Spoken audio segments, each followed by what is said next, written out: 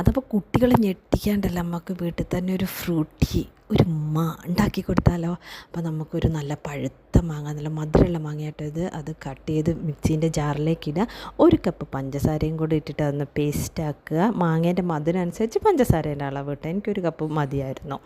എന്നിട്ട് അതൊരു പാനിലേക്ക് ഇടുക. 1 കപ്പ് വെള്ളം കൂടി വെച്ചാൽ മിക്സീൻ്റെ ജാറൊന്ന് കഴുകിയിട്ട് അതും കൂടെ നല്ലോണം ഒന്ന് മിക്സ് ചെയ്ത് അടുപ്പത്ത് ഇട്ടിട്ട് നമ്മളതൊന്ന് വേവിച്ചെടുക്കണം.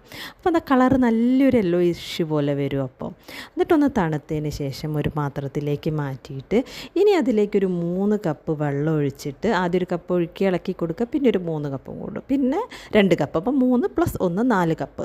എന്നിട്ട് നല്ലോണം ഒന്ന് ഇളക്കി കൊടുത്ത് അപ്പം നല്ല ആ ഒരു മാവിൻ്റെ ഒരു ഫ്രൂട്ടീൻ്റെ ഒക്കെ ഒരു കൊഴുപ്പില്ലേ അതേപോലെ വരും കേട്ടോ. എന്നിട്ട് നമുക്ക് ആവശ്യത്തിന് ഐസ് ക്യൂബ്സ് ഇടുക. പിന്നെ നല്ലൊരു ഗ്ലാസ്സിലേക്ക് പാർന്ന് നല്ലോണം തണുപ്പിച്ച് കുട്ടികൾ വരുമ്പോൾ കൊടുത്താണ്ടല്ലോ ഒരു അടിപൊളി ഡ്രിങ്കാട്ടോ. ട്രൈ ചെയ്യൂ.